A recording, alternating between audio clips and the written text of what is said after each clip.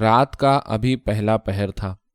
بارادری کے طویل اور اونچے اونچے دالانوں اور بڑے کمرے میں جو نشست گاہ کے طور پر استعمال ہوتا تھا، فانوس اور مردنگ روشن کر دیے گئے تھے۔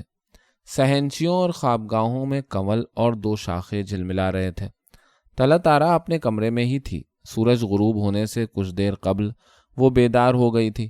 اس نے حمام میں جا کر منہ دھویا اور خاموشی سے واپس اپنے کمرے میں آ گئی۔ تلا تارا نے کچھ دیر پہلے کھانا کھایا تھا۔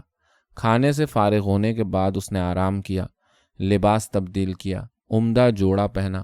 اب وہ آئینے کے سامنے کھڑی بال سنوار رہی تھی۔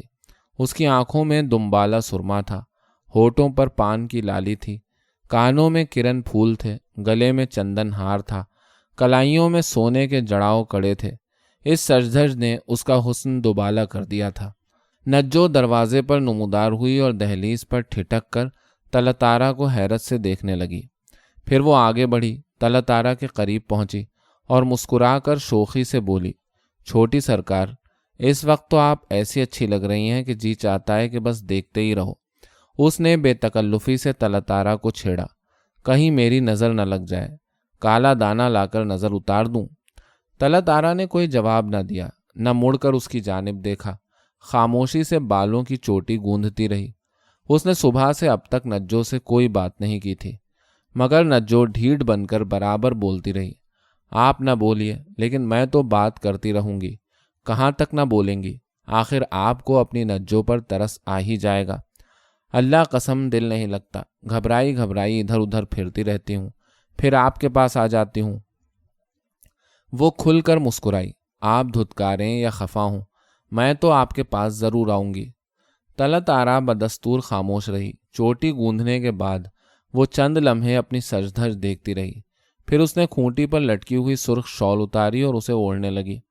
نجو خاموش کھڑی اس کی ایک ایک حرکت دیکھتی رہی، مگر جب تلا تارا نے شال اوڑھی تو اسے تجسس پیدا ہوا۔ بڑے اشتیاق سے پوچھا، لگتا ہے آپ بڑی سرکار کے پاس جا رہی ہیں؟ اس نے قیاس آرائی کی۔ ہاں، انہی کے پاس جا رہی ہوں گی۔ تلا تارا نے نجو کی جانب کوئی توجہ نہ دی، دوبارہ آئینے کے روبرو کھڑے ہو کر سرخ شال درست کرنے لگی۔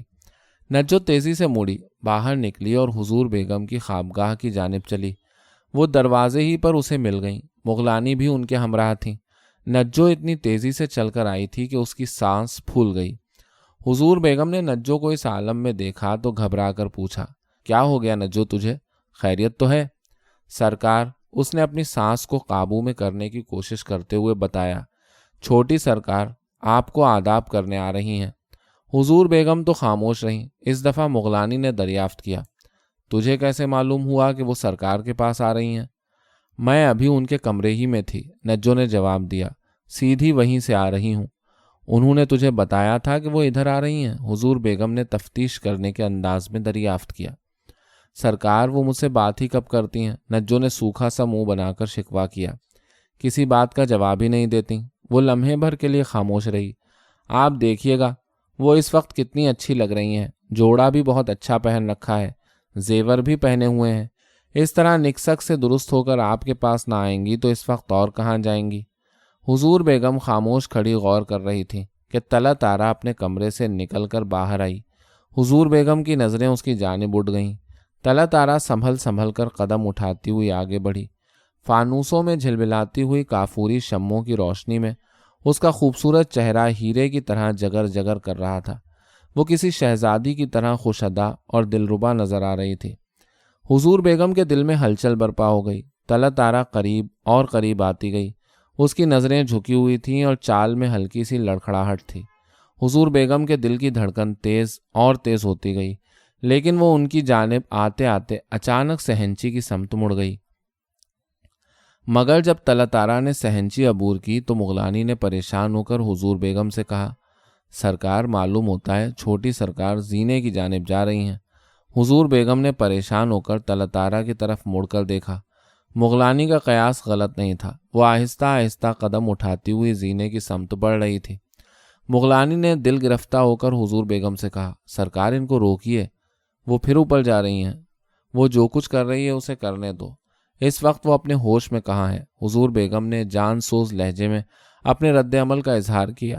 روک ٹوک سے کہیں اور کوئی آفت نہ نازل ہو۔ طلعت آرا لمحے بھر کے لیے زینے کے سامنے ٹھٹکی اور پھر اندر داخل ہو گئی۔ حضور بیگم بت بنی زینے کے اونچے در کو تکتی رہیں۔ مغلانی اور نجو بھی گمسم کھڑی تھیں، ان کی نظریں بھی زینے کی طرف اٹھی ہوئی تھیں۔ بارہ دری پر گہرا سناٹا چھایا ہوا تھا۔ ہوا کے سرد جھونکوں سے مولسری کے پتے ٹوٹ ٹوٹ کر گر رہے تھے۔ اندھیرے زینے میں قدموں کی آہٹ رک رک کر ابھر رہی تھی۔